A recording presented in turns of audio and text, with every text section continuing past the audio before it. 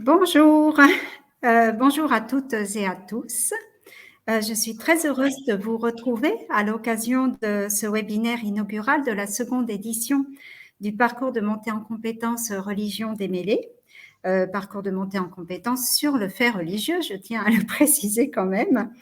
Ce parcours vous est proposé gratuitement par la région Grand Est et est construit en partenariat avec l'Université de Strasbourg par le biais des facultés de théologie protestante et catholique.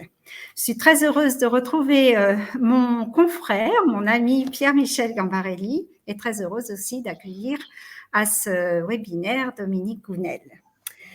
Et je suis aussi très heureuse de revoir les personnes qui sont derrière l'écran et qui nous scrutent ardemment pour voir que tout se passe bien. Merci à eux. Aujourd'hui, nous allons nous pencher sur le monde protestant et plus précisément sur la fête de la Réformation qui a été célébrée le 31 octobre dernier. Pour ce faire, nous avons donc fait appel à Dominique Gounel, qui est professeur de religion et responsable de l'enseignement protestant dans le secondaire en Alsace-Moselle. Je vais laisser la parole dans 2 minutes à Pierre-Michel.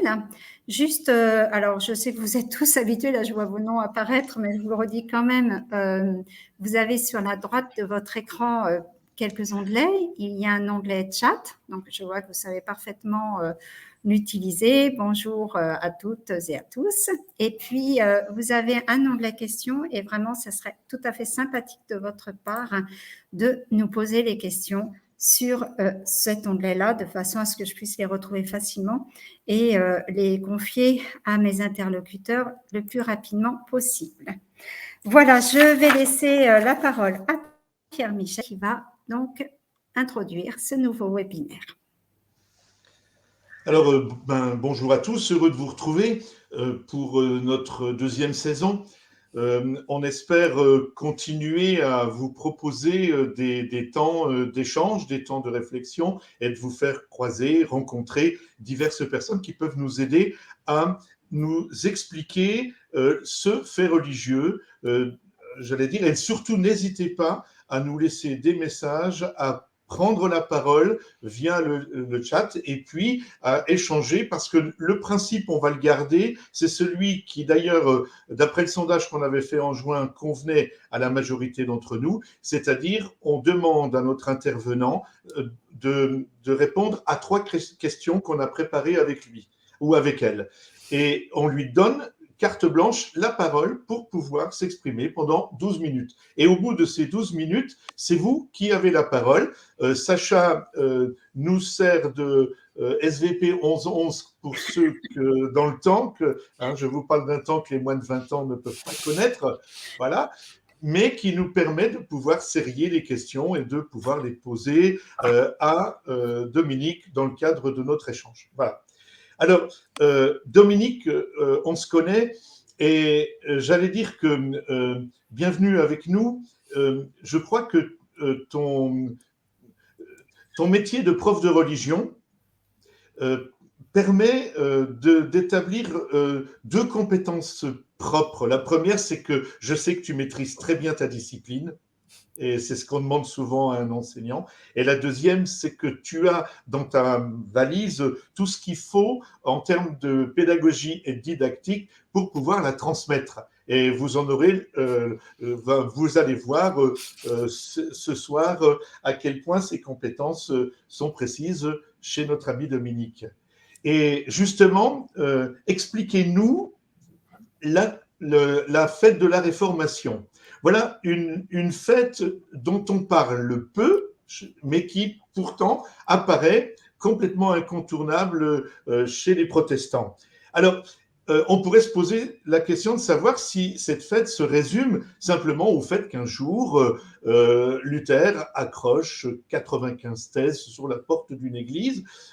Alors, je pense que la réponse est non, mais on a envie d'en savoir plus. Alors, Dominique, on part dans notre première question, c'est-à-dire au regard de la fête de la Réformation, qu'est-ce que c'est qu'un protestant? À Oui. toi. Alors, bonsoir à tous. Très contente de faire ce webinaire parce que déjà de se poser des questions sur ce qu'on fait, ce qu'on représente au regard des autres, c'est toujours intéressant. Donc effectivement, la fête de la Réformation, une fête qui est tout à fait particulière parce que de toutes les fêtes protestantes, c'est la seule qui est seulement protestante.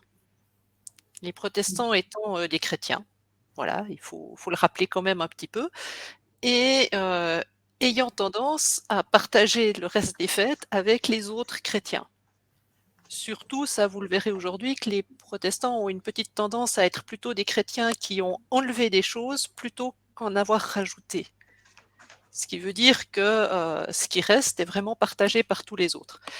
Sacha, je vous propose de passer la première diapositive, hein. Qu'est-ce que la fête de la Réformation? En fait, c'est tout facile.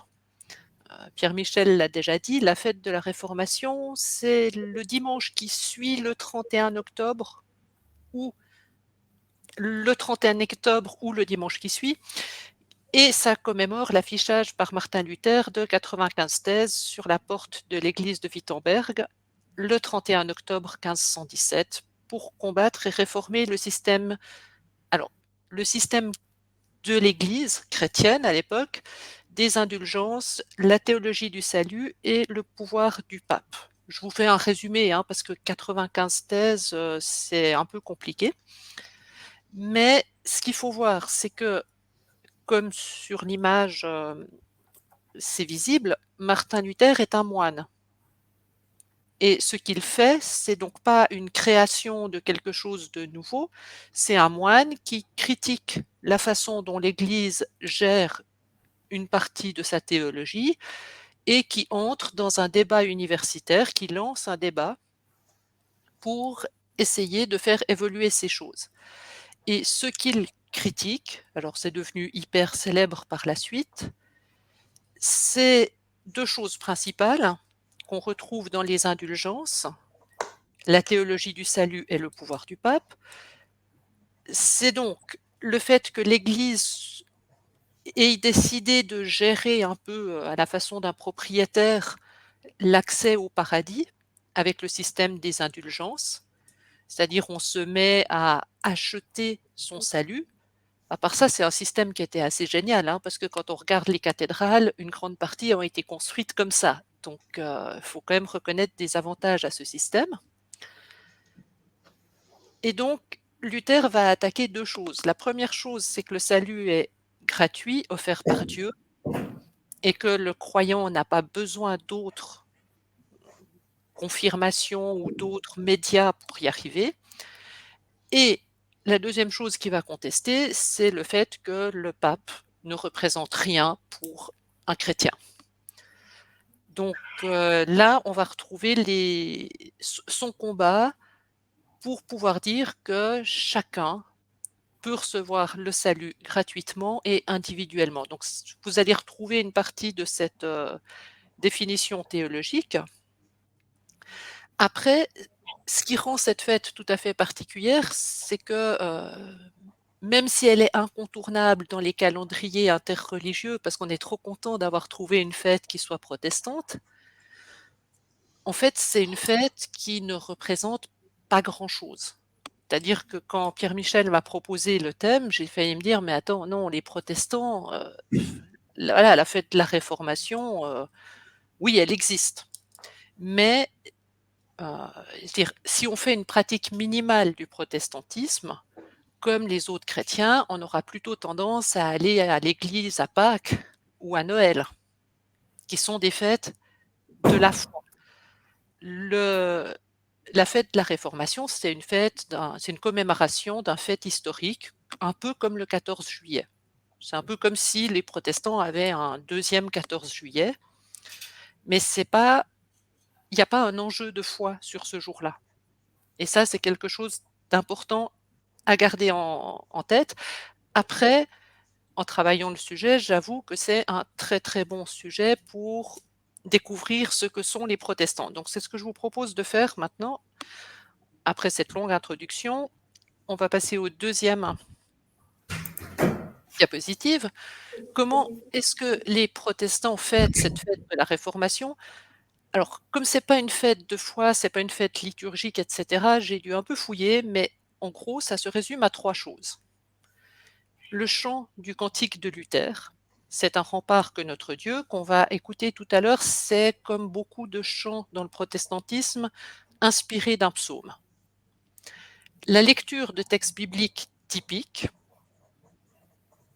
Romains 3, Galates 5, c'est les textes qui servent à parler du salut gratuit, du salut par la foi. Et ces textes-là vont servir à une prédication. Alors une prédication, c'est le truc des protestants. C'est un enseignement pendant le culte. Ça peut durer longtemps. Je sais que quand des catholiques viendront ou des orthodoxes viennent chez les protestants, ils sont parfois un peu surpris. Longtemps, c'est entre 10 et 25 minutes, et encore, on sait que des calvins ou prêchaient jusqu'à 45 minutes, 1 heure, voire 2 heures. Hein. Donc on s'est déjà un petit peu modéré.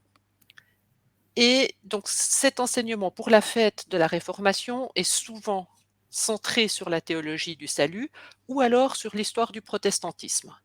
Et le 3e point, c'est souvent, il y a une collecte pour le protestantisme, c'est-à-dire soit un projet de mission, d'évangélisation, ou un projet pour des protestants dans un pays où c'est un peu moins facile d'être protestant qu'en France ou en Allemagne, en Suisse ou comme ça. Ensuite, ce que je voulais vous montrer, vu qu'on a parlé du cantique de Luther, c'était... Non, on n'en est pas encore là, tout à fait. On va juste passer à une petite vidéo qui dure 37 secondes.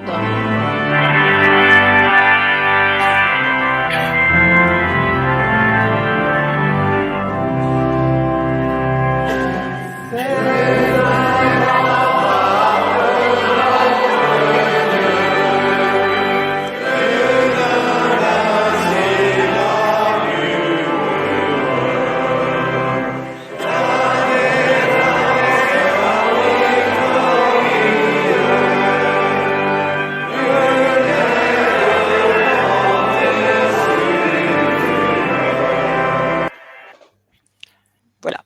Donc, je vous arrête après la moitié du premier verset. Il peut y en avoir plus, mais parce que déjà là, alors, vous avez les paroles de cet rempart que notre Dieu. Vous voyez que c'est pas forcément le langage qu'on emploierait le plus, enfin, c'est pas le langage le plus 21e siècle possible. Mais voilà, c'est un cantique de Luther et il est assez identitaire pour ce jour-là. Ce que je voulais aussi vous montrer dans cette vidéo, alors on le voit un petit peu ici, c'est l'aspect austère de l'Église qu'on va retrouver dans le protestantisme. En fait, vous n'avez qu'une bannière de couleur et vous n'êtes pas sur un culte, je dirais, ordinaire. Vous êtes sur le culte d'ouverture de l'année 2017, donc les 500 ans de la Réformation à Lyon. Et c'est toute la décoration. Donc, si je repasse, ouais, juste là, on va vous... Ah, il veut pas. Je voulais juste avoir la table, voilà. Si vous voyez devant ce que les catholiques appelleraient l'autel et qu'on appelle la table sainte, vous avez un bouquet, vous avez une Bible ouverte. Alors ça, la Bible ouverte toujours. Et une malheureuse petite bougie. Honnêtement, une bougie et un bouquet, ça veut dire qu'on est déjà dans une grande fête. Des fois, vous pouvez avoir moins. Cette table est complètement dépouillée. Si vous regardez un bout plus loin, est-ce que je vais avoir mon assemblée? Oui, non, mais ça, c'est notre aumônier général. Voilà. Vous avez une assemblée debout parce qu'on chante debout. Et vous voyez aussi que les habits du dimanche restent assez sobres. Hein, on reste tranquille. Il y a beaucoup d'hommes au premier rang parce que c'est à peu près toutes les autres autorités du protestantisme. Et je voulais encore vous montrer, ouais, on y arrive ici, pendant le chant, le pasteur qui est à gauche, là, qui est avec sa robe noire, qui est la robe universitaire, est tranquillement en train d'installer des choses sur sa table, parce qu'il y a peu de sens liturgique, dans le sens le pasteur n'est pas en train de représenter le Christ ou d'avoir des attitudes. C'est un professeur d'université en train d'installer la suite du cours. On ne va pas aller plus loin sur cet exemple, on va peut-être revenir, Sacha, je vais quitter ce média, qu'on puisse revenir après au diaporama, Voilà. et je vais essayer Voilà. d'accélérer. Il nous reste 2 minutes dans cette première partie, Dominique. On va faire la suite en 2 minutes, t'inquiète pas. Voilà. Le suivant, Dominique, je vous laisse peut-être gérer le PowerPoint voilà. à votre rythme, ça sera peut-être plus facile. Donc, ici, c'est une autre photo d'un de ces célèbres cultes de 2017, les 500 ans de la Réformation. Je la montrais parce que elle montre bien un des côtés festifs des protestants, c'est-à-dire que vous avez un culte, là aussi, qui est un culte devant les autorités, avec un autel avec des grands cierges et des grandes fleurs. Et cette photo circule en France par des sociétés de pompes funèbres pour présenter ce que peuvent être des funérailles protestantes. C'est-à-dire qu'à peu près le plus grand culte de fête qu'ont pu faire des Allemands a été compris par des Français comme un culte de funérailles. Ça donne un peu une idée du côté festif protestant. Ouais, pour la suite, on va aller assez vite. Un protestant, après on s'arrêtera après celle-là. Là, vous avez un devant d'autel luthérien qui date du XVIe. Eh bien, tout est là-dessus. Si on prend depuis la droite, c'est quelqu'un qui lit la Bible et qui l'explique. Vous avez le pasteur en chair en train de lire la Bible et de l'expliquer. Vous avez tout à gauche, c'est des gens qui baptisent, des enfants ou pas, ça peut changer. Et au milieu, vous voyez la scène l'Eucharistie qui est donnée sous 2 espèces, le pain et le vin. Les protestants de tous les sacrements catholiques n'en ont retenu que 2, le baptême et la scène, qui est donné à tous sous les 2 espèces. Donc là, vous avez vraiment un devant d'autel qui est identitaire et qui vous présente les choses. La seule image présente, c'est le crucifix, parce que les protestants ne sont pas des gens très, très versés dans l'image. Et on va s'arrêter là, effectivement. Merci pour cette première partie. Alors, on va voir du côté de nos internautes s'il y a une foultitude de questions. Pas encore de questions, Pierre-Michel, mais ça ne saurait tarder. Donc, voilà. J'imagine que toi, tu en as. Oui, il y en a, mais je préférais quand même que ça puisse venir de tous ceux qui sont avec nous pour, j'allais dire, essayer d'élargir le plus possible notre réflexion. Alors, on peut commencer peut-être dans notre discussion. Tout à l'heure, tu parlais donc, tu résumais la différence catholique-protestant en disant indulgence, théologie du salut et le pouvoir du pape. Est-ce que ne s'ajoute pas le retour à l'écriture, moi, j'aurais rajouté ça, si tu veux. Si j'avais dû le présenter, j'aurais dit aussi la volonté, à cette époque-là, alors qu'on venait d'inventer l'imprimerie, de pouvoir aussi s'attarder en tant que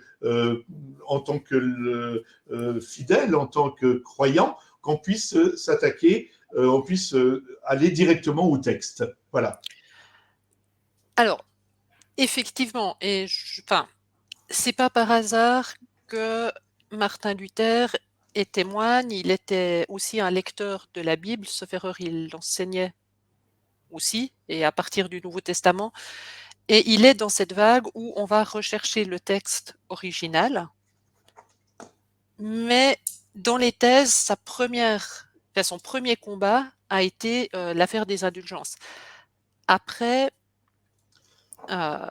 théologiquement, une fois qu'il a expliqué que le croyant pouvait être sauvé directement en enlevant un peu toute l'Église, tout le pape, etc., on est arrivé aussi logiquement à cette lecture de la Bible. Lecture de la Bible dans le langage courant. Et Martin Luther, vous le savez probablement, a été traducteur de la Bible. C'est-à-dire que un réformateur, une des premières choses qu'il a faites, et les autres réformateurs à sa suite l'ont aussi fait, c'est de traduire la Bible qui à l'époque était en latin, de la retraduire à partir de l'hébreu et du grec dans les langages vernaculaires pour que les croyants lambda, qui ne savaient pas forcément les langues savantes, puissent la lire dans leur langue. En ce qui concerne les indulgences, il me semble que j'avais lu que c'était à l'occasion d'un passage de Luther à Rome où il a vu la construction de la basilique Saint-Pierre, où il a été effaré de voir comment ça se monnayait. Est-ce que ça, c'est avéré historiquement? Alors c'est en tout cas dans la légende très fortement, c'est-à-dire dans les films qu'on trouve sur Luther ou dans les récits de sa vie, effectivement. Il y a ce voyage à Rome, la découverte de la basilique Saint-Pierre et son impression que là, l'Église faisait fausse route. Maintenant, bon, je peux le comprendre, hein, le Vatican est quelque chose d'impressionnant et je suis non plus, enfin, je trouve ça impressionnant, mais je ne suis pas sûre, moi, d'y retrouver beaucoup de ma spiritualité. C'est-à-dire que je peux comprendre ce hiatus-là. Après, ce qu'il faut voir, c'est que les indulgences sont nées en 1517. Pour arriver à la Réforme, à commencer à parler de protestants, il faut aller jusqu'en 1525. C'est-à-dire que cet affichage, ça a été ça a été une première pierre, un premier pas. Et après, les D'accord. choses se sont faites en route. Et on trouve d'ailleurs des correspondances assez intéressantes de Luther avec des réformateurs dans toute l'Europe et notamment à Strasbourg. Et je veux dire, c'était une redécouverte de se dire, mais il faut se remettre devant le texte. Et après, plein de questions sont apparues qui n'étaient pas Oui, dans la tête de Luther en 1517. oui. Alors, je trouve très intéressant aussi, si on avait du temps, et, on pourra mettre la vidéo d'ailleurs à la disposition des uns et des autres, hein, pour l'analyser à tête reposée. Mais c'est vrai que c'est hyper intéressant. Est-ce que dans ces célébrations, est-ce qu'il y a l'intervention des fidèles à un moment donné, où ils sont en règle générale, parce que tu as parlé de la prêche, de la prédication qui dure très longtemps, mais est-ce qu'il y a un moment où des fidèles interviennent ou c'est vraiment toujours le célébrant, le pasteur qui mène la danse devant? C'est amusant que tu me poses cette question après la vidéo parce que c'est justement un moment où le pasteur ne fait rien. Ah oui, Les il fidèles bricole. interviennent en chantant. Ah oui, oui, il chante, mais est-ce Ah que. oui, ils Oui, voilà, chantent. d'accord, il chante. Ouais. Ils chantent, ils prient. Alors après, il y a des petits débats, mais c'est des taquineries. Mais certains protestants s'attachent à prier de façon audible pour se différencier des messes basses catholiques. Donc, ils prient, ils vont bien évidemment prier le Notre Père. Souvent, dans une célébration protestante, il y aura une confession de foi, souvent le symbole des apôtres, mais pas que, qui va être dite à l'unisson. Donc, Est-ce que dans la célébration, enfin dans la célébration qu'on a pu voir, est-ce que c'est l'habit liturgique est toujours le même ou c'est avec, sans ou comment ça? alors je vais introduire la grande notion de la théologie protestante. Attention, suspense, adiaphora. Adiaphora, c'est un terme latino-grec qui veut dire indifférent. Ça a été développé par Luther et ça a été alors réutilisé. C'est-à-dire qu'il y a les choses qui sont importantes et il y a les choses indifférentes. L'habit liturgique, adiaphora. Ça veut dire que vous allez trouver alors, classiquement la robe noire. Il y a des protestants, plus les luthériens, les anglicans, mais pas que non plus, qui vont reprendre l'aube blanche du curé avec l'étole liturgique, les couleurs liturgiques. Il y a des protestants qui vont être allergiques à ça. Et depuis le XXe siècle, il y a des pasteurs qui prêchent en habit civil de tous les jours pour ne pas se différencier du paroissien d'aucune manière, ne pas se mettre à part. Mais voilà, c'est quelque chose qui n'est pas important.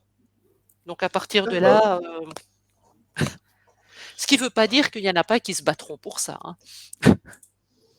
Et il y a peut-être une différence peut-être entre les luthériens et les réformés, ou ça n'a pas d'importance chez les uns et chez les autres? Si, On il va y a des trouver. tendances. Les luthériens auront une tendance à considérer qu'un adiaphora, ça veut dire qu'on peut rester proche de la tradition catholique, qu'il n'y a pas d'enjeu à s'en séparer. Les réformés auront une tendance à considérer qu'un adiaphora, ça veut dire que c'est pas important, donc on peut s'en séparer.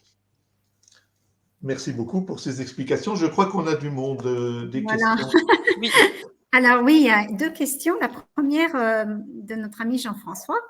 Est-ce que toutes les églises qui se déclarent protestantes convergent dans une même idée de la fête de la Réformation? Est-ce que cette fête de la Réformation est commune dans toutes les églises?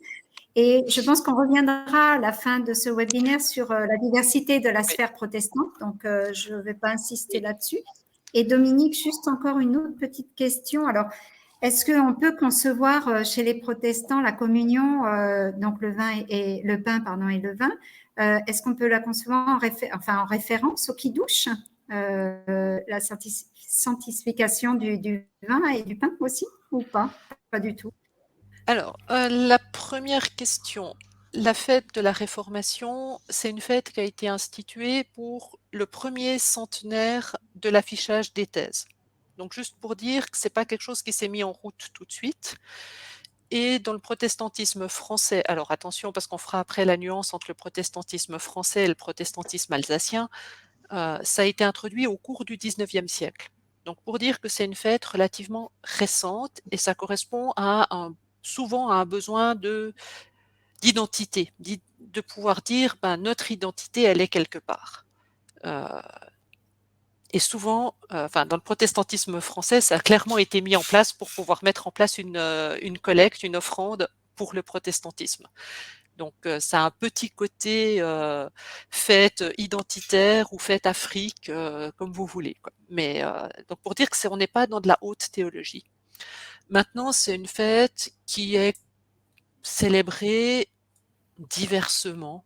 Une fois de plus, elle n'est pas forcément hyper centrale, mais honnêtement, bon, je connais pas tout le protestantisme, mais elle est célébrée en France, elle est célébrée en Allemagne, elle est célébrée en Suisse, elle est célébrée au Canada et j'ai eu l'occasion de la célébrer en Corée. Je parle de ce que je connais. J'ai pas été beaucoup plus loin. Donc, elle est quand même assez largement célébrée. Et autre fête qui est assez impressionnant, elle est fêtée chez les anglicans, les luthériens, les réformés et les évangéliques. Donc, c'est vraiment un moment de convergence. Pour l'affaire des deux espèces, les protestants sont terribles, hein. Ils sont capables de faire beaucoup de choses. C'est toi qui le dis, hein. Oui, oui, non, mais je le sais. Et ils sont capables de récupérer beaucoup de choses. Oui, on peut faire référence. Le protestantisme a une fascination pour les origines.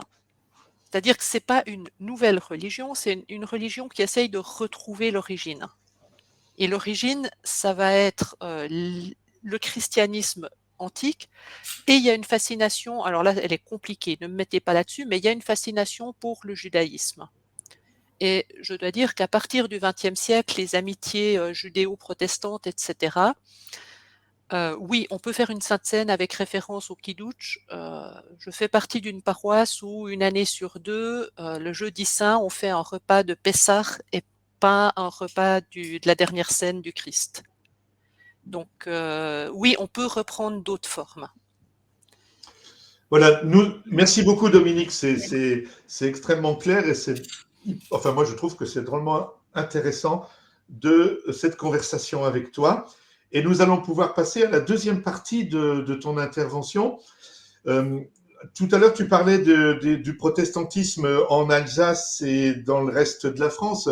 Alors, on a forcément en Alsace une vision particulière du protestantisme dans la mesure où il représente, je crois, entre 17-18% de la population, alors qu'il n'est, d'après mes chiffres, il serait à 2% au niveau national, voire 3% si on compte les évangéliques. Et là, tu vas nous reparler un petit peu des chiffres, mais et pourtant, on voit à travers les derniers siècles la marque que laissent l'empreinte que laissent les protestants, aussi peu nombreux soient-ils, dans la vie dans notre histoire, dans l'histoire nationale. Alors, la deuxième question, c'est qui sont les protestants et qu'est-ce que sont les protestantismes en France? Oui, alors j'aime bien ta façon de poser les questions parce qu'il y a déjà quasiment toutes les réponses. Une minorité méconnue en France, c'est-à-dire que oui, alors je vais faire quelque chose d'affreux, mais je vais considérer que l'Alsace n'est pas française pendant la suite de l'exposé pour juste clarifier les choses. Quand je dis en France, c'est la France moins les 3 départements concordataires. Donc 2 à 3% de la population, effectivement, en expansion pour 2 raisons. Sa partie évangélique, il y a apparemment une église évangélique qui se construit tous les 10 jours en France, et sa partie ethnique aussi, parce qu'une partie des populations qui arrivent chez nous, africaines, antillaises, mais aussi d'autres origines, sont protestantes. En Alsace, j'avais 16%, à 18%, c'est gentil de me remonter le moral. Qu'est-ce qui s'est passé entre les deux? Alors notamment, si on prend Strasbourg, en fait, Strasbourg n'était jamais française au moment où il s'est passé quelque chose dans le protestantisme. Elle n'était pas française au XVIe siècle quand il y a eu la Réforme et la guerre des paysans. Elle n'était pas française avant 1681, la Saint-Barthélemy, on va en reparler, le gros traumatisme protestant. Et elle n'était pas française en 1905 à la séparation des églises et de l'État, ce qui fait que l'histoire en Alsace est quand même, pour les protestants, terriblement différente de l'histoire en France. Donc là, on a d'ailleurs, au niveau, je leur dirais, mais au niveau institutionnel, on a 2 églises différentes. Un petit peu sur qui sont les protestants. Alors, c'était une enquête faite en 2017 pour les 500 ans de la Réformation, vous l'aurez compris. Une enquête, alors les classes sociales, le CSP des personnes. Ce qui est intéressant de pointer, on va essayer d'y aller assez rapidement. Le gros bleu, 27%, c'est les retraités. Vous voyez que dans le protestantisme, 33%. Et je crois que ça représente bien. C'est une religion où il y a beaucoup de vieux. L'autre chose qui est classique, c'est le petit fromage noir, qui sont les cadres. Et vous voyez que le cadre noir est 3 à 4 points en dessus de la moyenne nationale. C'est aussi effectivement une religion, une confession où on va retrouver pas mal de cadres et peu d'ouvriers. L'autre chiffre qui est frappant, c'est les pratiques religieuses. Alors là, ça ne se voit pas parce que c'est écrit tout petit. Mais pour l'ensemble des protestants, on arrive à 24% de pratiquants très réguliers, alors que le même chiffre demandé chez les catholiques arrive à 5%. Chez les musulmans, on est à 30%. Juste pour donner des cadres de référence. Et vous voyez que chez les évangéliques, on atteint même 53% de pratiquants très réguliers. Donc, les protestants, c'est une de leurs marques au niveau sociologique, restent pratiquants. Pierre Michel vous l'a déjà dit une fois, c'est des gens qu'on voit parce que c'est des gens engagés dans la société. L'Armée du Salut, les petites cloches que vous allez entendre là pendant tout le temps de l'Avent devant les galeries Lafayette, c'est des protestants. La CIMAD, qui s'invite dans tous les débats politiques autour des réfugiés et des déplacés, c'est aussi des protestants. Et je vous ai mis quelques noms de protestants engagés politiquement, Michel Rocard, Pierre Jox, Catherine Trautmann, Gérard Larcher. Quand même un converti au protestantisme, de poids. Non, j'ai rien dit. Mais pour vous dire qu'effectivement, il y a des figures. Une autre chose, quand on s'intéresse au protestantisme, c'est des personnes fascinées par leur propre histoire. Et c'est peut-être pas étonnant qu'on arrive à faire une fête de la Réformation. Juste quelques chiffres qui m'amusent. Donc Wikipédia recense quand même 21 musées protestants en France, dont 3 en Alsace. Donc vos prochaines vacances, vous pouvez faire les musées du protestantisme en France.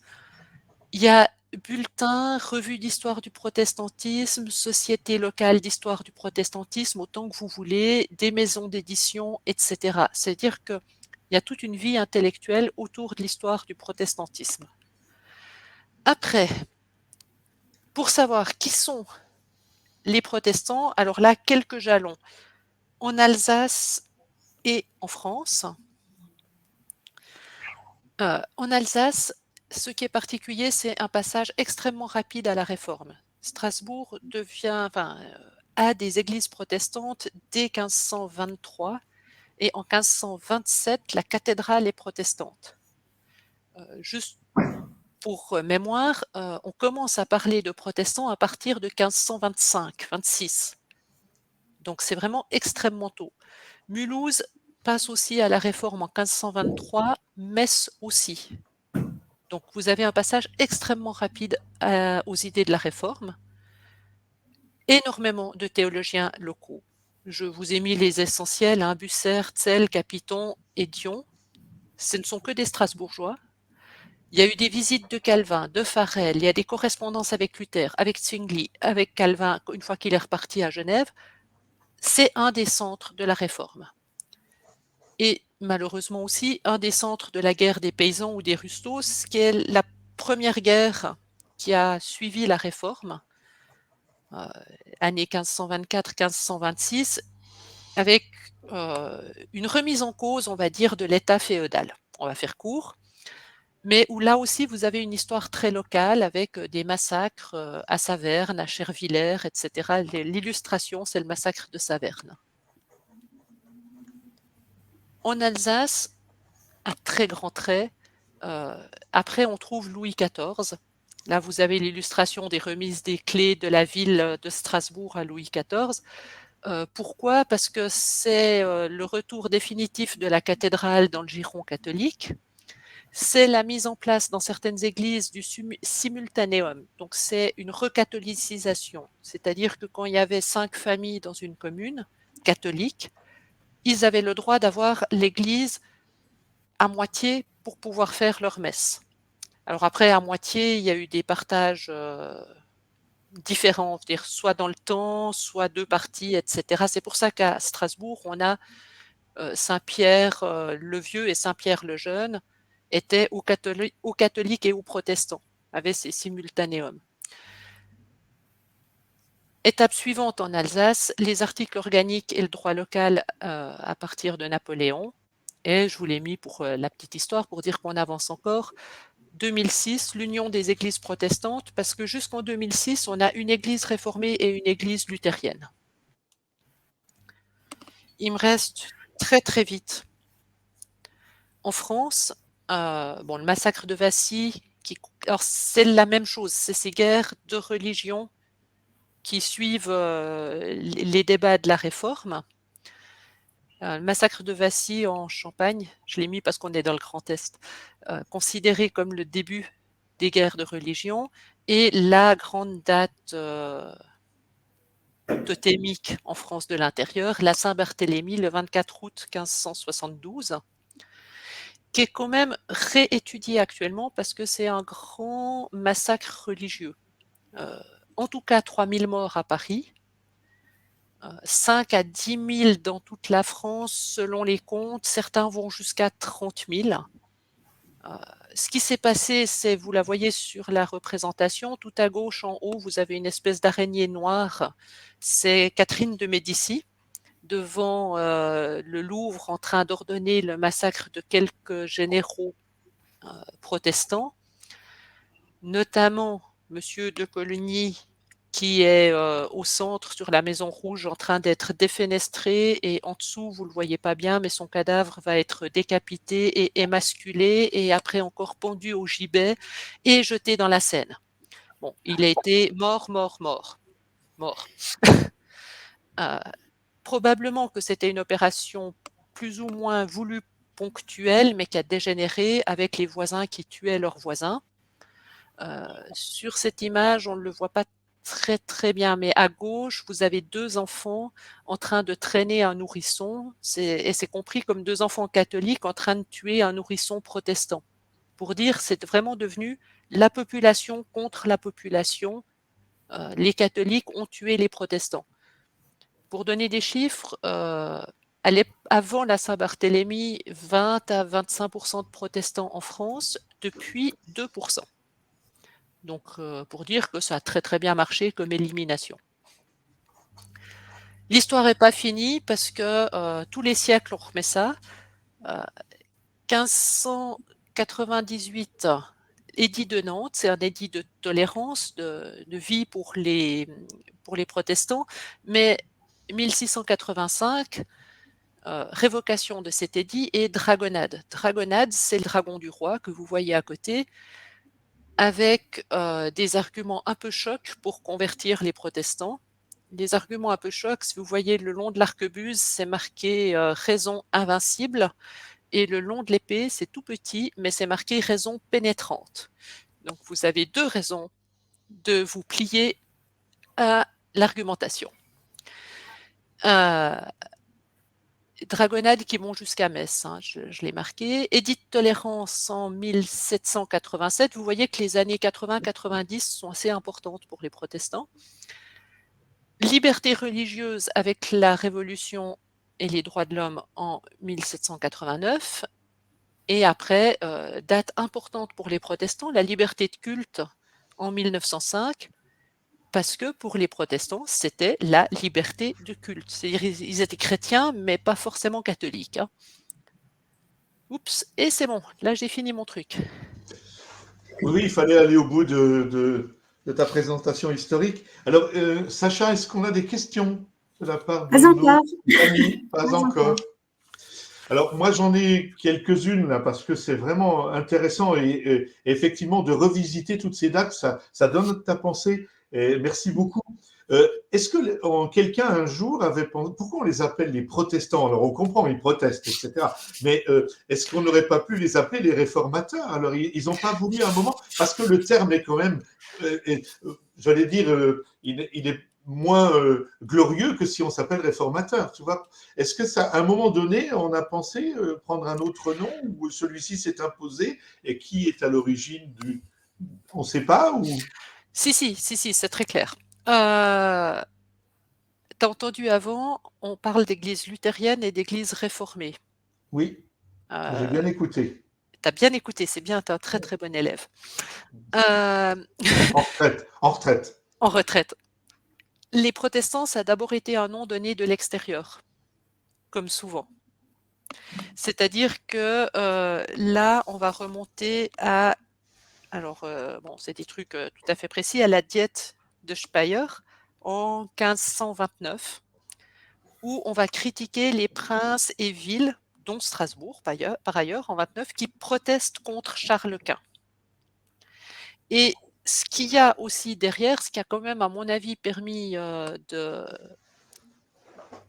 prendre ce terme au niveau positif, parce que d'abord, c'était une critique. C'est ceux qui Ben oui. protestent contre l'empereur. Alors, vous avez, on est aussi en Allemagne, là, c'est pour la statue, c'est l'église du souvenir à Speyer, qui fait allusion, alors, c'est un peu compliqué, mais à la diète de Worms, 8 ans avant, où Luther s'est opposé au pape. Sous le pied droite de Luther, vous avez une bulle papale. Il tient la Bible à la main pour s'opposer, forcément, c'est un protestant. Et il dit sa grande phrase « Hier stehe ich und anders kann ich nicht ». Je me tiens ici et je ne peux pas autrement. Et c'est devenu un leitmotiv des protestants. Vous voyez, je vous ai mis une paire de chaussettes. Vous pouvez acheter vos chaussettes « Hier stehe ich » und anders kann ich nicht. Et bon, Jiminy Cricket, c'était pour autre chose. Mais vous avez vraiment cette idée,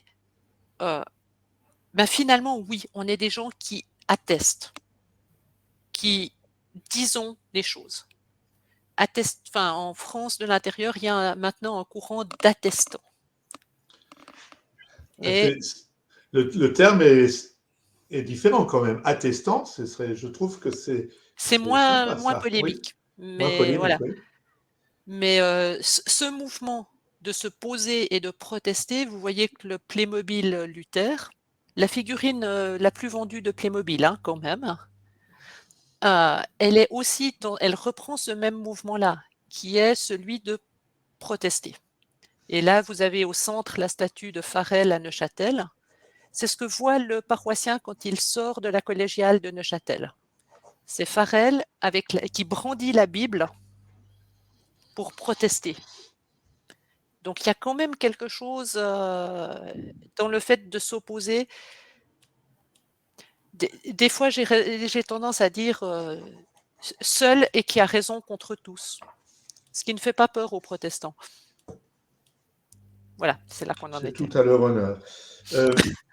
Oui, oui, tout à fait. Alors, des questions peut-être, non, Sacha? Toujours pas. Donc, on peut Toujours continuer. pas. Alors, Non, mais je les ai n'hésitez pas. assommés. Hein. Oui, peut-être, j'en sais rien. Est-ce qu'aujourd'hui, du simultanéum, il en existe toujours, hein, il me semble, Oui. au moins en Alsace, qu'on a encore quelques églises qui sont partagées. Alors attends, c'est une spécialité alsacienne. Hein, donc, Oui, mais je dis mais il ça en parce qu'en existe fin de encore. compte, le Grand Est va jusqu'à Reims, là. Hein. C'est Donc, vrai. simultanéum, ça peut peut-être parfois surprendre des gens qui ne sont pas alsaciens. Alors, techniquement, à Strasbourg-Centre, Saint-Pierre-le-Vieux est toujours un simultanéum parce que c'est une église où il y a un mur qui a été construit au milieu et le chœur est aux catholiques, la nef aux protestants. Et maintenant, une porte a été ouverte dans le mur. Quand même dire qu'on progresse légèrement. Donc celui-là, il existe encore. Dans certains villages, il y a encore des simultanéums. Alors, soit parce que l'Église est utilisée alternativement par les protestants et les catholiques, on trouve, alors je pourrais plus te dire dans quel village, mais on trouve encore des villages où il y a deux chaires. Parce que c'était un des enjeux quand on utilise Oui. alternativement. C'est les catholiques ont une tendance à plus utiliser le chœur, les protestants plus la nef parce qu'ils veulent faire une prédication. Les catholiques ont tendance à vouloir faire une Eucharistie. Mais souvent, il a été construit deux chaires pour que le protestant ait la sienne et le catholique la sienne. Mais effectivement, ça existe encore. Maintenant, c'est généralement pacifié, alors que à l'époque de Louis XIV, ça a été un peu imposé par la force. Hein. L'ambiance n'était pas la même. Et moi, j'avais encore une question par rapport à la Réformation. Est-ce que on n'aurait pas pu prendre la Saint-Barthélemy comme justement une fête pour les protestants, un souvenir par rapport à ce massacre-là? Ça pique un peu comme souvenir quand même, Oui, non? mais vous n'êtes pas un peu près, hein? Non, alors, en fait, en France, la fête de la Réformation a faibli à la fin du 19e siècle pour rappeler une autre époque qui est l'époque du désert, donc les dragonnades. Mm. Et fin août, non, le premier dimanche de septembre, il y a le culte du désert au musée du désert dans les Cévennes, qui est aussi un grand moment identitaire sous les châtaigniers. Enfin, On voit des c'est images souvent dans la presse oui. ou dans les sites Et spécialisés de ces moments-là. voilà, et c'est un peu revivre le temps où ça se faisait de façon très simple dans la nature, parce que c'était interdit ailleurs. Enfin, c'était interdit tout court, mais c'était plus simple d'improviser une célébration sous les châtaigniers de façon très éphémère. Donc ça, c'est resté. Et si tu veux bien, nous allons passer à la troisième partie. Pierre-Michel, Oui, j'ai juste une petite je t'en prie. confirmation de la part de Nicole qui nous dit qu'il y a des simultanéums à Gunsbar, à Unavir et à la Petite Pierre. La Voilà. petite pierre, oui. Ça, Voilà. oui. Et juste D'accord. une petite question rapide. Comment comprendre la renommée de Martin Luther en Alsace par rapport à celle de Martin Bucer, qui a été prédicateur longtemps en Alsace et qui apparemment aurait une renommée moins grande? Oui. Tu as bien Alors, fait de venir, hein, tu vois. ouais, j'ai bien fait de venir, surtout que je préfère Bucer à Luther. Voilà. Euh, Non, Bucer, je pense que c'est un grand méconnu en Alsace. C'est-à-dire que c'est quelqu'un dont plus je le découvre, plus j'admire sa capacité à vouloir réconcilier tout le monde. C'est quelqu'un qui a vraiment fait énormément de travail quand il était à Strasbourg pour essayer de concilier toutes les discussions qu'il y avait suite aux avis des réformateurs. C'est quelqu'un qui était en discussion avec Luther, avec Zwingli et avec Calvin. Comme ça a l'air de rien, de se dire 3 négociations, mais Luther et Zwingli se sont opposés jusqu'à la rupture sur les questions de la Sainte Seine. Après, ça a été Luther et Calvin sur les mêmes questions, et Calvin et Zwingli se sont aussi opposés. C'est-à-dire que ça a vraiment été un homme de dialogue qui a essayé de créer à Strasbourg la possibilité d'avoir tout le monde. C'est aussi lui qui a essayé d'intégrer les anabaptistes qui étaient les plus radicaux, qui sont les ancêtres des évangéliques. Après, il a été exilé. Voilà, c'est la faute à pas de chance. Les luthériens sont revenus en force dans les années 70, 1570 à Strasbourg et ont expulsé Bucer parce que voilà, il convenait pas à l'orthodoxie luthérienne. C'est vrai que depuis, l'Alsace a plus été luthérienne, ce qui peut expliquer une renommée de Luther. En fait, c'est ses successeurs qui ont fait le luthéranisme. Mais Bucer, je pense que oui, pour moi, c'est un regret qu'il ait été exilé en Angleterre. Je pense qu'il a été après une cheville ouvrière de la réforme anglicane, qui est une réforme qui est beaucoup plus modérée, beaucoup plus posée. Et ouais, je pense que ça aurait été intéressant que ce soit lui qui reste en place. Mais Donc, les protestants, des gens qui revendiquent une foi autrement, qui revendiquent aussi certains paradoxes, à la fois très discrets, mais à la fois très présents, qui, en fin de compte, revendiquent une foi réfléchie, intellectuelle, on va dire, voire même peut-être un peu élitiste parfois, on pourrait, vu les chiffres que tu nous as présentés tout à l'heure. Et puis aussi des protestants, des gens qui, en fin de compte, s'activent pour changer le monde pour la plus grande gloire de Dieu et uniquement la gloire de Dieu. Alors, ça peut apparaître parfois surprenant. Qu'est-ce qui rassemble les protestants aujourd'hui? Ce sera un peu la dernière partie de notre discussion. oui, alors ça, c'est la grosse faiblesse des protestants. C'est-à-dire qu'il y a des fois comme ça un regard d'envie vers le catholicisme ou vers l'orthodoxie, les catholiques avec le pape, les orthodoxes avec leur pope. Les protestants, c'est difficile, c'est paradoxal, mais c'est difficile de trouver ce qui les rassemble et en même temps on les reconnaît à coup sûr. Alors, un petit peu de provocation, parce que c'est généralement la première définition qu'on trouve. Les protestants, ce sont des chrétiens qui n'ont pas. Des chrétiens qui ne reconnaissent pas le pape. Là, je vous l'ai mis dans une petite caricature du XVIe en train de chevaucher un cochon et de bénir un étron. Enfin bon, un truc un peu sympathique comme ils savaient faire au XVIe.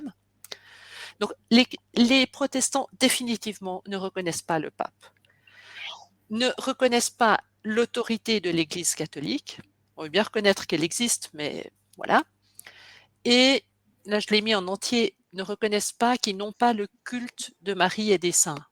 Contrairement à ce qu'on dit de certaines fois, les protestants, ils n'ont pas enlevé Marie de la Bible. Elle est toujours là, on sait qui c'est, mais il n'y a pas de culte à Marie. On ne va pas prier Marie. Même chose, certains saints, on les connaît, même Saint Nicolas a une grosse renommée dans le monde protestant, mais il n'y aura pas de prière au saint, il n'y a pas d'intermédiaire entre le protestant et son Dieu. Alors, vu que tu voulais quand même des solas, je les ai mis. Donc, 5 principes qu'on retrouve. En sachant, juste sans te couper, en sachant que les internautes retrouveront dans le portfolio le diaporama. Donc, ils ne sont pas obligés de tout noter. Oui, c'est bien de le dire, effectivement, parce que là, il est un peu bavard. 5 principes qu'on retrouve chez toutes les familles protestantes. Donc, les 3 premiers, ceux-là, alors c'est évidemment du latin, parce qu'on a traduit la Bible, mais pas la théologie. 3 ceux-là qui datent de l'époque de la Réforme, qui sont quasiment dans la Bible. Vous êtes sauvés par la grâce, c'est de l'épître de Paul, aux Éphésiens. Vous êtes sauvés par la grâce par le moyen de la foi. Et dans l'épître aux Romains, l'homme est justifié par la foi sans les œuvres de la loi. Donc on trouvera le sola fide, sola gratia, sauvé par la grâce, par la foi, et on trouve ça dans la seule autorité qu'on reconnaît, sola scriptura, l'écriture seule. Assez rapidement dans l'histoire, mais enfin bref, c'est adjoint 2 autres cela, solus Christus, le seul médiateur, c'est le Christ, médiateur entre Dieu et le croyant. Donc on évacue Marie, les saints, le pape, le curé, tout ce que vous voulez, le Christ. Et tout ça, effectivement, soli Deo Gloria, pour la seule gloire de Dieu. Un autre principe qui pointe aussi très souvent son nez, c'est Ecclesia Reformata Semper Reformanda, Église réformée. Tu vois, elle n'est pas protestante, elle est réformée, et toujours à réformer. C'est-à-dire que la question, c'est pas comment on a été changé, c'est qu'est-ce qu'il faudrait changer encore pour se rapprocher de la plus grande fidélité. Et puis, oui, alors, une autre façon de répondre, c'était l'institutionnel. En France, il y a une fédération protestante de France qui rassemble quand même une trentaine d'unions d'églises et plus de 80 associations, regroupant 500 institutions et mouvements, pour dire qu'il y a de quoi rassembler, hein, c'est vraiment quelque chose de très divers. Et là, dans le diaporama, vous retrouvez tout plein de noms de dénominations de protestants, hein. On trouve luthériens, réformés, anglicans, évangéliques, libristes, méthodistes, baptistes, ménonites, adventistes, salutistes, pentecôtistes, charismatiques, etc. Pour dire que, voilà, institutionnellement, il y a une union dans la diversité, et évidemment, parce qu'on est protestant, il y a une autre union, qui est le CNEF, le Conseil national des évangéliques de France, qui rassemble des églises qui ne sont pas dans la FPF et d'autres qui sont dans les deux, parce que sinon ça serait trop simple, et qui eux aussi représentent une multitude. C'est-à-dire que le protestantisme, regardez-le de loin si vous voulez voir l'unité. Parce que dès qu'on s'avance, on est dans la diversité. Alors quand même, pour dire qu'on les reconnaît, quand même, les protestants, des passions ou des complexes, dites-le comme vous voulez, la Bible, la Bible, la Bible et sa lecture individuelle, son étude, sa lecture quotidienne, son apprentissage en partie par cœur de psaumes, la Bible. On retrouvera toujours la Bible. Une prétention à chercher ou trouver la vérité, tout seul. Le côté extrêmement individualiste du protestant, et un besoin de faire mieux, de faire plus autour de soi. Il y a un petit complexe protestant d'être un peu meilleur que les autres, en toute humilité. Et un petit côté sobre, donc c'est pour ça que j'ai mis la caricature. On pourrait formuler la chose ainsi: tout est permis à condition que cela ne fasse pas plaisir. Ouais. Et quand même, pour dire que ça peut être des gens sympathiques, et je pense que c'est quelque chose qui n'est pas extrêmement mis en avant dans les études sociologiques, mais je pense qu'au niveau identitaire, c'est assez important, c'est des chrétiens qui chantent ensemble. Il est important pour les protestants au culte de ne pas avoir qu'une chorale qui chante devant, mais de pouvoir participer au chant. Et là, vous avez une image qui vient de protestants en fait, le culte au Zénith, pour la fête de la Réformation, par ailleurs, donc rassemblement national à Strasbourg pour fêter les 500 ans de la Réformation, où vous voyez que pour l'occasion, pas une énorme décoration, parce qu'il y a eu un vitrail de lumière, mais c'était vraiment la seule mise en scène, mais constitution d'une grande chorale pour pouvoir faire chanter toute l'assemblée, le cantique de Luther, le À toi la gloire, etc. Après, c'est une unité un peu paradoxale, et je finirai par une citation de Laurent Gagnebain, qui dit que le protestantisme, c'est une unité profonde, comme une famille qui habiterait dans différentes maisons. Contrairement à l'unité catholique, il fallait quand même que je fasse un peu de provocation, qui est plus une maison habitée par plusieurs familles. Et je crois effectivement que les protestants, c'est un peu comme une famille dans le sens qu'on se reconnaît un lien, une certaine parenté, un certain vis-à-vis assez facilement.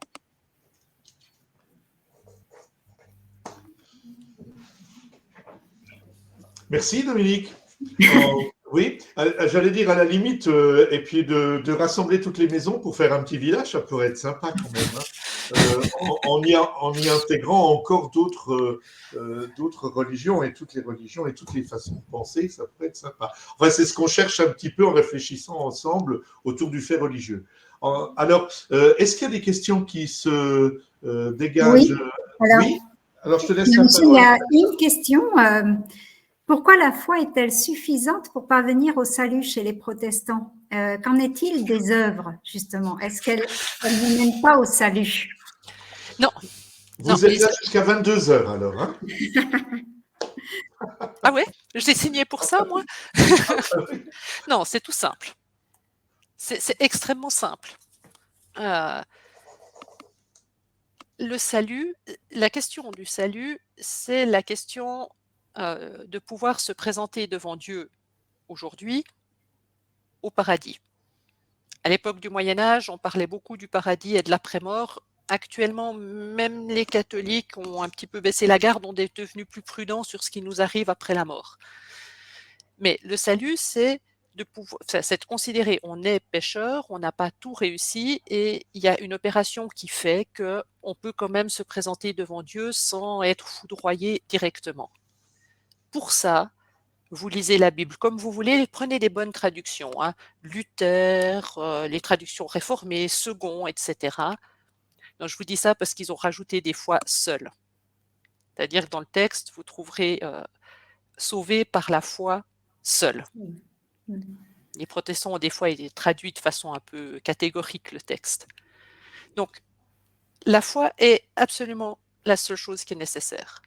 Par contre, et c'est là où les protestants deviennent quand même un peu compliqués, de reconnaître cette grâce qui est faite vous oblige à être absolument parfait. C'est-à-dire, c'est un cadeau qui vous oblige, qui vous engage.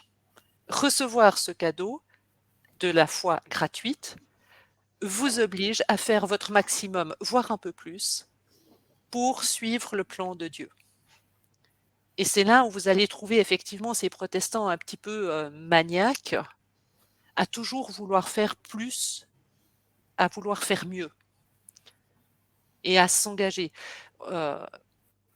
Une famille du protestantisme que je trouve absolument admirable, c'est les Amish, qui ont à ce point voulu mettre en place les 10 commandements, finalement, simplement les 10 commandements, qu'ils sont sortis de la société pour pouvoir vivre dans un monde non violent, respectueux, égalitaire, ne pas s'engager dans l'État parce que l'État a une armée, ne pas participer par des impôts à l'État. Si vous allez en Amérique du Nord, c'est hallucinant. Ils vivent en dehors de la société. Et pourquoi? Parce qu'ils ne veulent donner aucune caution à un État qui a une armée.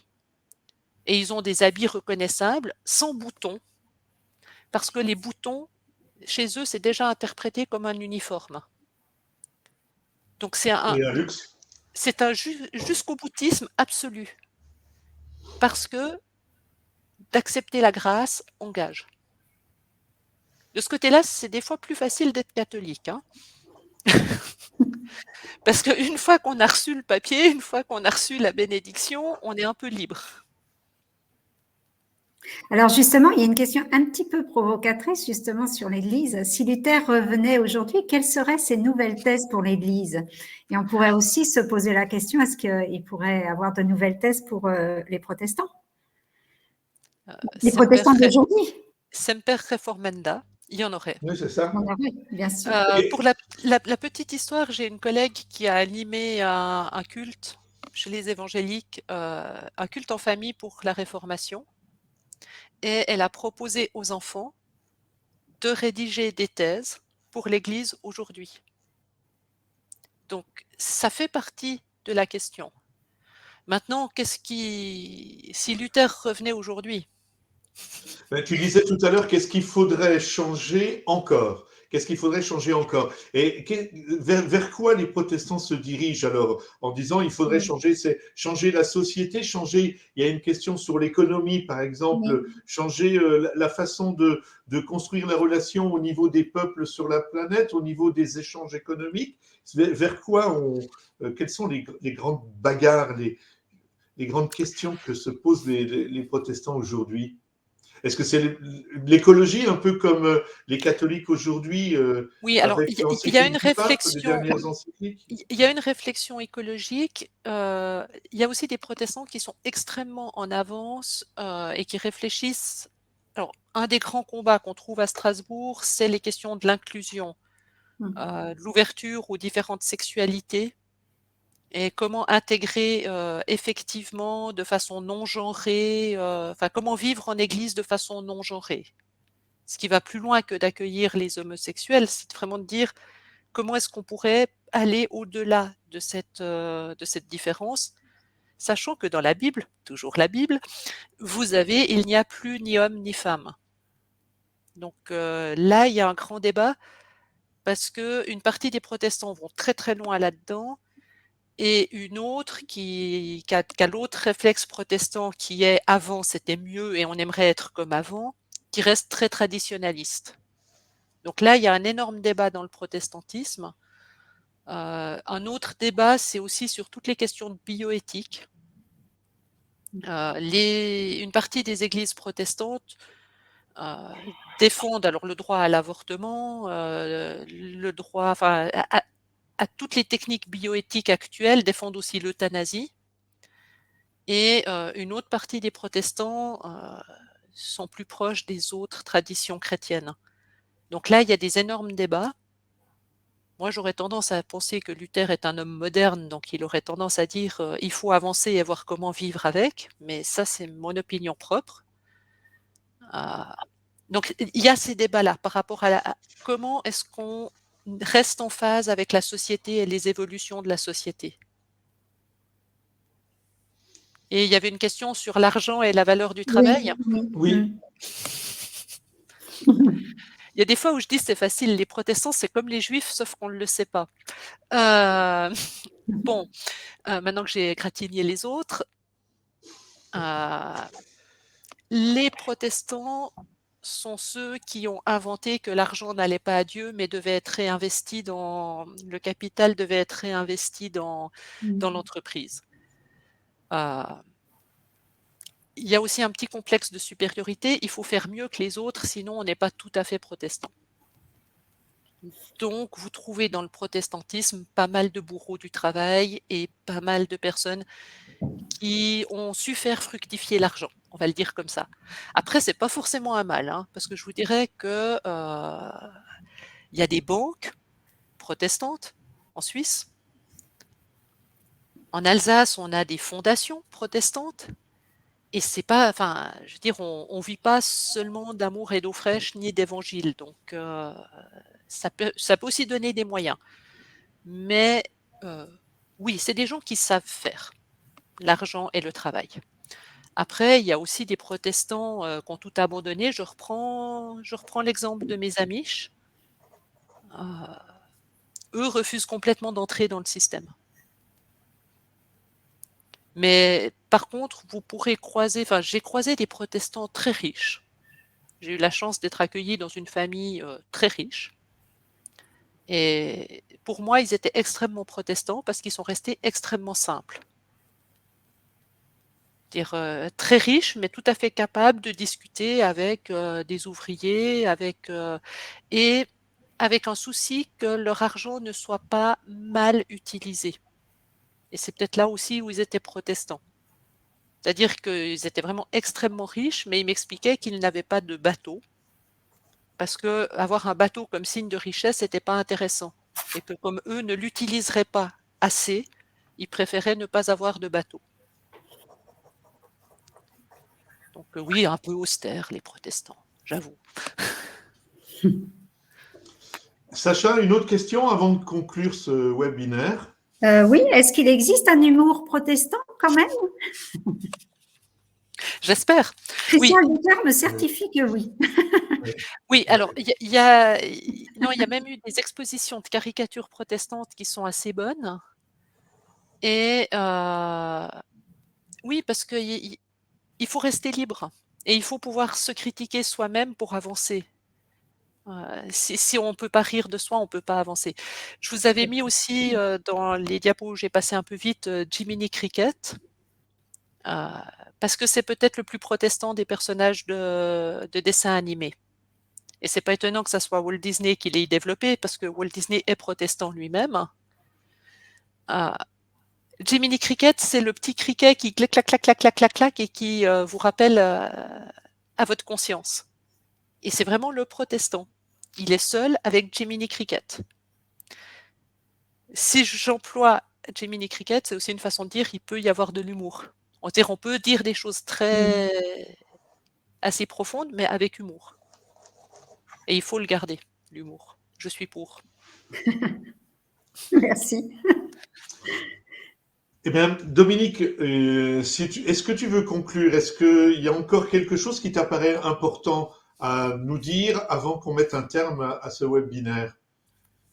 On n'a pas trop parlé du calvinisme. Je ne sais pas, Dominique, si vous avez envie de dire quelque chose là-dessus, mais là, je pense qu'on en a pour des heures. Non, Deux heures de plus. Non, on en a parlé.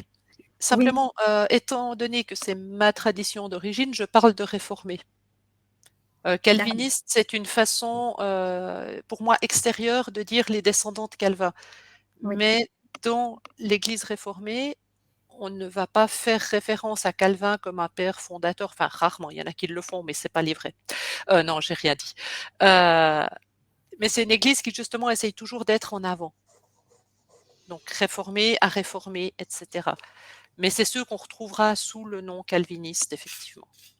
Mais voilà, le protestantisme, franchement, si je vais quand même le dire, c'est un truc artificiel, hein. Faut bien vous dire. Le protestant, c'est un individu devant Dieu qui se réunit en communauté pour pouvoir recevoir un enseignement, chanter ensemble, etc. Et c'est pas par hasard que rien qu'en France, vous avez déjà X églises protestantes. Et quand je dis église, je dis ça pour Pierre Michel, qui comprenne bien ce que c'est qu'une église sans rien en dessus. C'est-à-dire en dessus du président d'église, il n'y a plus rien, c'est fini. Et le protestantisme, c'est parce qu'il y a quand même un besoin de temps en temps, au niveau politique, au niveau mondial, enfin encore mondial, on n'est pas bon. Mais la Fédération protestante de France, elle a été créée en 1905 parce que l'État avait besoin d'un vis-à-vis protestant unique. C'est un peu l'histoire qu'arrive aux musulmans actuellement. Mais dans l'ADN du protestant, il n'y a pas d'être unifié. Le protestant, il est tout seul. Oui, il est tout seul et c'est une minorité aussi, notamment sur le territoire français. C'est ce qui fait peut-être la grande différence entre la vision du protestantisme en France et la vision du protestantisme en Allemagne. Où en Allemagne, il me semble qu'au niveau des chiffres, il y a autant de protestants que de catholiques au niveau du pays. Donc, oui, mais il y a plusieurs églises protestantes. Ah oui, bien sûr, bien sûr. Mais on aurait moins cette sensation de minorité que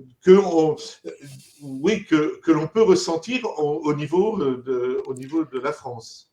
Alors, en France, il y a le traumatisme de la Saint-Barthélemy et c'est une minorité depuis ce temps-là. Ça, c'est clair. Et on va trouver des réflexes minoritaires. Le départ des Huguenots qui ont quitté le territoire et qui sont allés faire fortune ailleurs et qui, en fin de compte, voilà, non, ça n'a pas profité à la France à ce moment-là. Hein. Je crois qu'il y a des ouvrages sur le sujet très, très intéressants. Tout à fait. Aussi sur la Saint-Barthélemy, il y en a un qui est apparu récemment qui est assez intéressant parce que ça analyse justement les questions de rejet d'une religion et de tension dans la population. Donc oui. Après, si on prend un pays, l'Allemagne est passablement protestant, mais si on prend les États-Unis, quand même une grande nation fondée par des pères fondateurs protestants, c'est pas une raison pour mettre en place une institution centrale. D'accord, oui.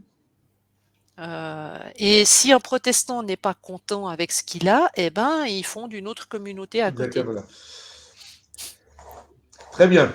Et puis, si vous en avez besoin, on pourra demander aux catholiques de vous revendre quelques évêques ou quelques cardinaux. Hein. Des fois, on ne sait jamais. Voilà. En tout cas, merci. Merci beaucoup, Dominique, de ta présence parmi nous ce soir et puis de la façon dont tu as géré ces 3 interventions.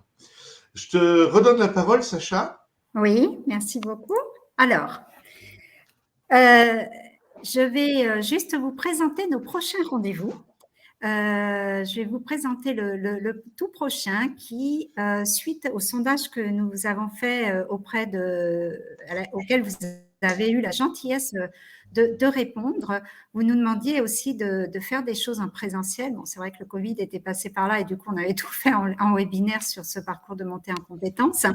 Donc, on vous propose le 8 décembre prochain un atelier de montée en compétences en présentiel au siège de la région Grand Est.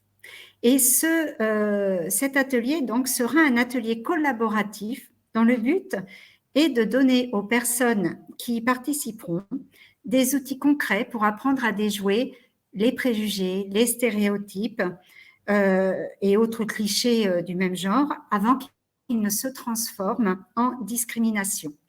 Avec Pierre-Michel, nous nous lançons dans cette folle aventure et j'espère de tout cœur que vous nous rejoindrez et que vous viendrez avec nous amender cet atelier, le nourrir autant que nous allons le nourrir, de façon à ce que vous puissiez repartir avec des outils concrets qui vous aident à pouvoir réagir dans le quotidien en face des préjugés ou des stéréotypes que vous pourriez entendre. Donc, cet atelier aura lieu, je vous l'ai dit, au siège de la région Grand Est. On vous demandera de vous inscrire puisque vous savez que nous sommes encore dans un contexte sanitaire particulier, donc il faut que nous sachions combien de personnes sont là. On ira jusqu'à une vingtaine de personnes maximum. Donc, merci de vous inscrire sur l'adresse que vous voyez sur votre ordinateur, sur l'écran de votre ordinateur. Les horaires de 14h à 16h30 avec une petite pause, bien sûr. Et évidemment, c'est gratuit et c'est ouvert à tous. Donc, j'espère que vous aurez l'opportunité de nous rejoindre pour ce premier atelier de montée en compétences. Le second rendez-vous, je vais laisser à Pierre-Michel le soin de vous le présenter. Eh bien, donc, ce sera le 19 janvier, donc prochain webinaire.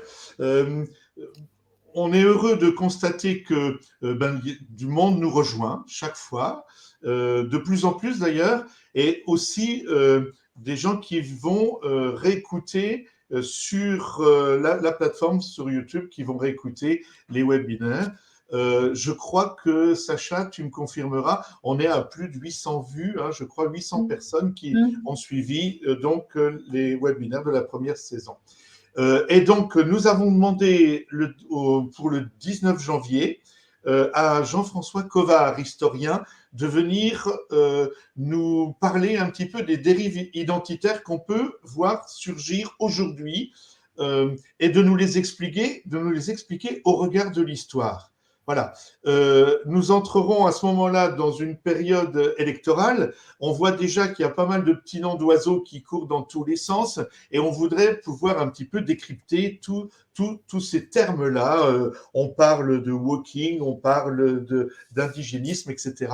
On va essayer donc de remonter un petit peu l'histoire pour décrypter tous ces termes. Ce sera le 19 janvier en 2022 déjà, comme d'habitude, de 17h à 18h15. Voilà. Il est 18h19, nous avons 4 minutes de retard. Et Sacha, je te laisse conclure. Voilà. Merci Bonsoir beaucoup. À tous. Merci beaucoup. Alors, merci Pierre-Michel, merci Dominique, et puis merci à vous tous d'avoir participé à ce webinaire. Donc, pour le webinaire du 19 janvier, vous recevrez bien entendu le lien d'inscription sur la newsletter du dialogue interreligieux. Je vous souhaite une belle soirée. Merci d'avoir participé avec nous à cet enseignement vraiment très, très passionnant de Dominique. Merci, et Dominique. Puis, portez-vous bien, prenez bien soin de vous. Et Laurent, on peut conclure dans 2-3 secondes quand vous voulez. À bientôt. Au revoir à tous. Au revoir. Au revoir à tous.